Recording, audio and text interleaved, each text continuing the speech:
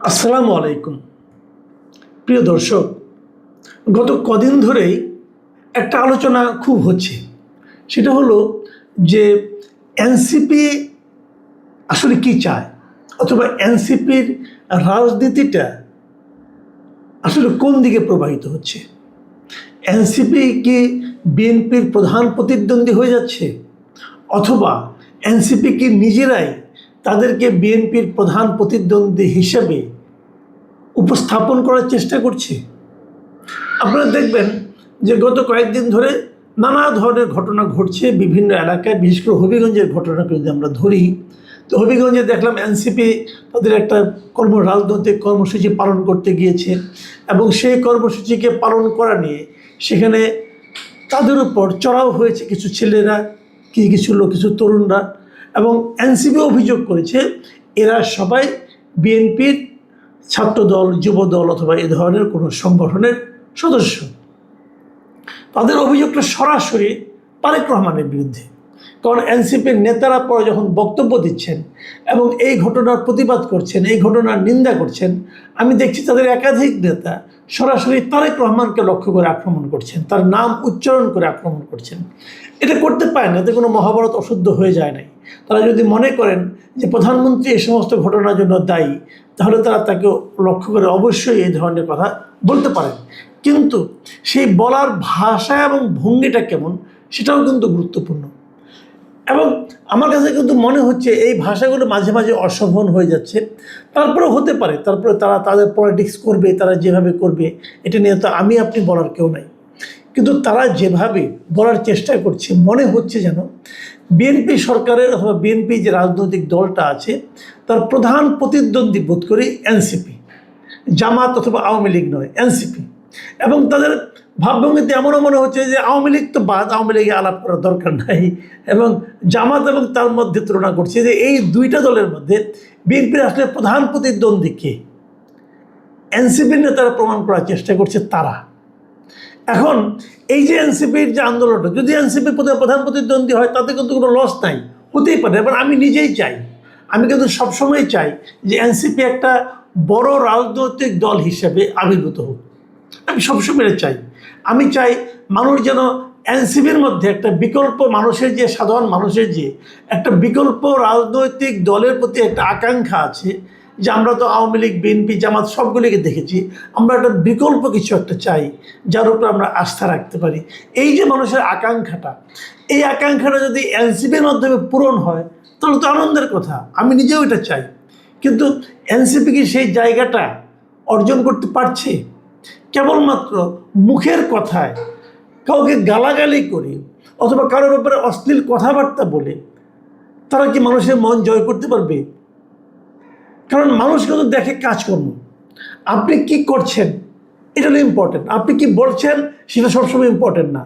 একজন লোক বলছে যে ভালোভাবে চলা উচিত, মানে মাদকদ্রব্য গ্রহণ করা উচিত না, বলছে চরিত্র ঠিক রাখা উচিত, পরে দেখা যাচ্ছে যে ওই লোকটাই নিয়মিত মাদকদ্রব্য সেবন করছে। তার শরীরে কয়েকদিন আগে দেখলাম জামাতের এক নেতার শরীরে নাকি মাদকদ্রব্যের অনেক কিছু দেখা গেলো। তো উনি জামাতে কিনা আমি জানি না, ওখানে লেখা ছিল জামাতে, বললাম আর কি। তো এখন এই যে বিষয়গুলো, আবার আমরা এর মধ্যে দেখলাম জামাতের এক এমপি সাহেবের কিছু নারী কেলেঙ্কারি ব্যাপার সেবার দেখলাম। তো এই যে ঘটনাগুলি না, এই নারী কেলেঙ্কারি অন্যরা করে না, করে কিন্তু অনেকেই করে। কিন্তু যখন একজন এই ধরনের রাজনৈতিক নেতা যারা নাকি সৎ লোকের শাসনের কথা বলে, যারা নাকি সৎ লোকের রাজনীতির কথা বলে, তারা যখন এইগুলি করে তখন সেটা বড় হয়ে ধরা পড়ে। তো মানুষ দেখে যে আপনি কি বলেন আর কি করেন। এনসিপি যে রাজনীতির কথা মুখে বলেছে, সেই রাজনীতির প্রতিফলন কি আমরা এনসিপির নেতাদের মধ্যে দেখি? যদি না দেখি তখন আমরা তাদের উপর ভরসা রাখতে পারবো না। বিষয়টা কিন্তু ক্লিয়ার। তো এনসিপির লিডাররা এখন যেভাবে আচরণ করছেন, সেই আচরণটা কি তাদেরকে জনগণের কাছে ওইভাবে গুরুত্ব সহকারে উপস্থাপন করতে পারছে? এই সিদ্ধান্তটা কিন্তু এনসিপিকে নিতে হবে। আমার যেটা মনে হয় যে এনসিপি এখন সম্ভবত একটু এলোমেলো হয়ে গেছে। তারা যেগুলো করছে, যে এই যে বিভিন্ন জায়গায় যাচ্ছে, তাদের নেতারা কথাবার্তা বলছে এবং সেখানে তারা প্রহিত হচ্ছে, অপমানিত হচ্ছে, এই যে যেটা হচ্ছে, এটা কিন্তু আমি মনে করি উচিত না, কিন্তু এ ধরনের ঘটনা ঘটানোর জন্য তারা কিন্তু পটভূমি তৈরি করছে। আমি উদাহরণ দিয়ে বলি, যেমন ধরা যাক কিছুদিন আগে ওনারা কিশোরগঞ্জে গেলেন। কিশোরগঞ্জে যে এলাকায় গিয়েছিলেন সেই এলাকাটা বেসিক্যালি আমাদের বিএনপির যিনি লিডার আছেন একজন অ্যাডভোকেট ফজলুর রহমান, তিনার এলাকা, এবং উনি সেখানে কিন্তু বিশাল ভোটের ব্যবধানে ওখানে উনি বিজয়ী হয়েছেন, এবং ওখানে উনি খুবই জনপ্রিয় একজন নেতা। এখন সেখানে যে যদি এনসিপির লিডাররা বলে যে ফজা পাগলা, মানে ওনাকে যদি তুচ্ছ তাচ্ছিল্য করে অপমান করে কথা বলে, তো ওখানকার লোকজন সেটাকে ভালোভাবে নেবে, তারা বিরক্ত হবে না।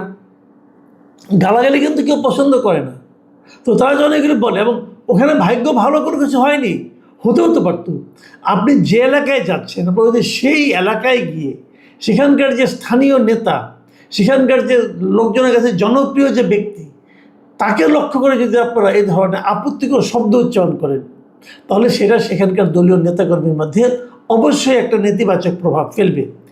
যত প্রভাবই ফেলুক, তারপরে আমি ব্যক্তিগতভাবে মনে করি যে গায়ে হাত তোলাটা কোনোভাবেই গ্রহণযোগ্য নয়। হবিগঞ্জে যারা এনসিপির গাড়ি ভাঙছে, যারা এনসিপি বিভিন্ন নেতাকর্মীদের গায়ে হাত তুলছে, একটা ছিল তো একদম চোখে পর্যন্ত নষ্ট হয়ে গেছে। আমি মনে করি এগুলোর দৃষ্টান্তমূলক শাস্তি হওয়া উচিত। এগুলি যদি শাস্তি না হয়, তাহলে কিন্তু আরেক জায়গায় এই ধরনের ঘটনা ঘটবে। এটা গেলো একটা দিক, কিন্তু আমার কথা হলো অন্য জায়গায়, যে এনসিপি আসলে করছে এটা কি, তারা কেন এগুলি ইনভাইট করছে। আমি মাঝখানে একদিন বলেছিলাম এক জায়গায় যে এনসিপি এই যে নাসিরুদ্দিন পাটোয়ারি, উনি যখন বলেন কিছু কথা, তারেক রহমানের সমালোচনা করেন, অন্য কারো সমালোচনা করেন, যে ভাষায় উনি সমালোচনাগুলি করেন, ওগুলো আমি যেন শুনতে পাই উনি বলছেন যে আমাকে তোমরা মারো না কেন, আমাকে অ্যাটাক করো না কেন। তার মানে এনসিপি আসলে এইভাবেই কি আলোচনায় থাকতে চাচ্ছে? এটা হলো আমার মেইন পয়েন্ট, যে ওনারা জনগণের কাছে জনপ্রিয়তা অর্জনের জন্য ওনারা কি এইটাই, অথবা আলোচনায় থাকার জন্য ওনারা কি এই পদ্ধতিটা নিচ্ছে যে আমাদের সবাই মারে?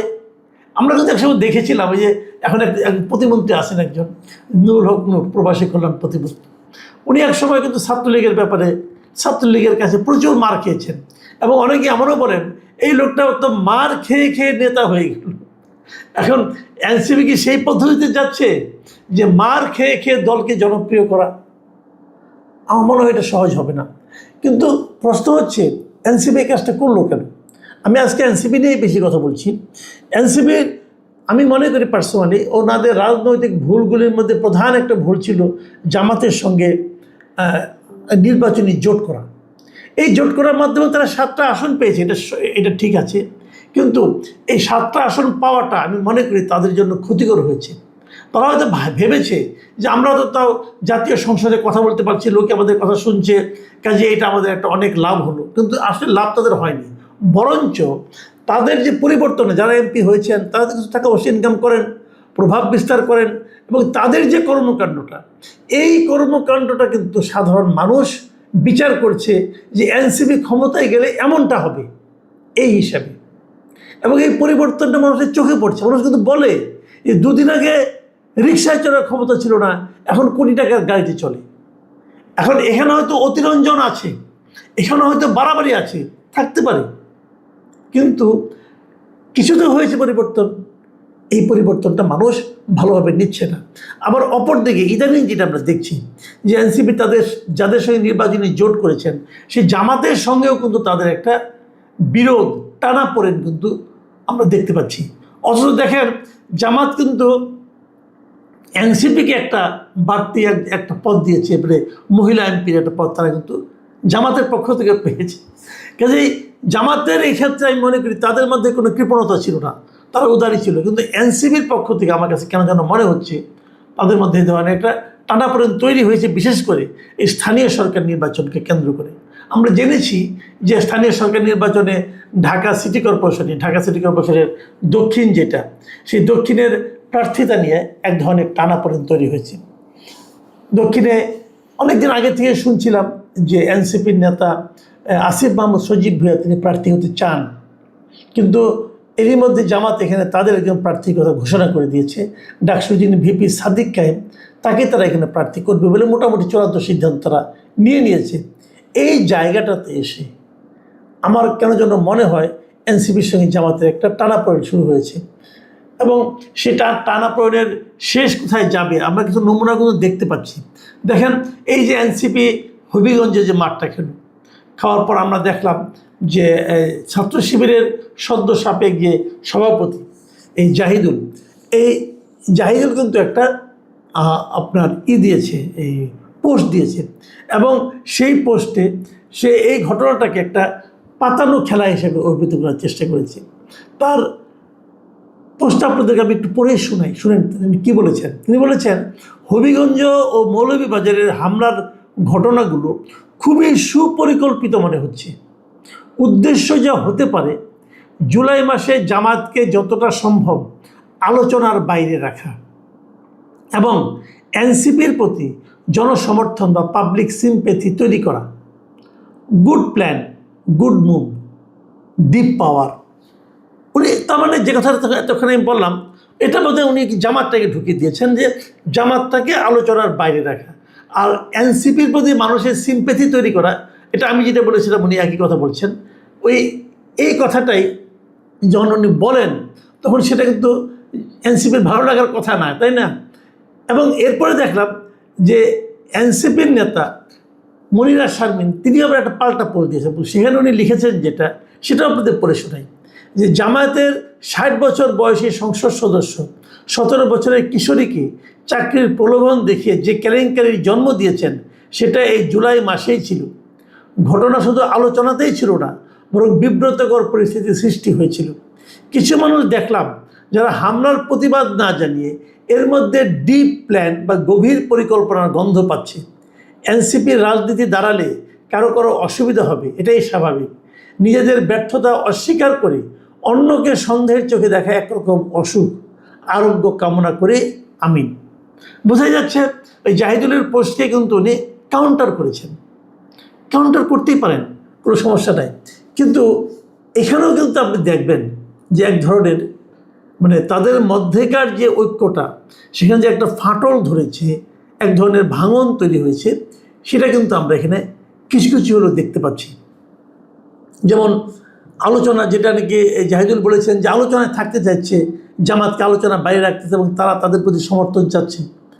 উনি বলছেন জামাত তো যথেষ্ট আলোচনায় ছিল এই জুলাই মাসে, ওই আপনাদের গাজী সাহেবকে নিয়ে, গাজী নজরুল এমপিকে নিয়ে একটু কিন্তু ব্যঙ্গ আছে এখানে। হ্যাঁ, আবার উনি এটা বলেছেন যে এনসিপির রাজনীতি দাঁড়ালে কারো অসুবিধা হবে।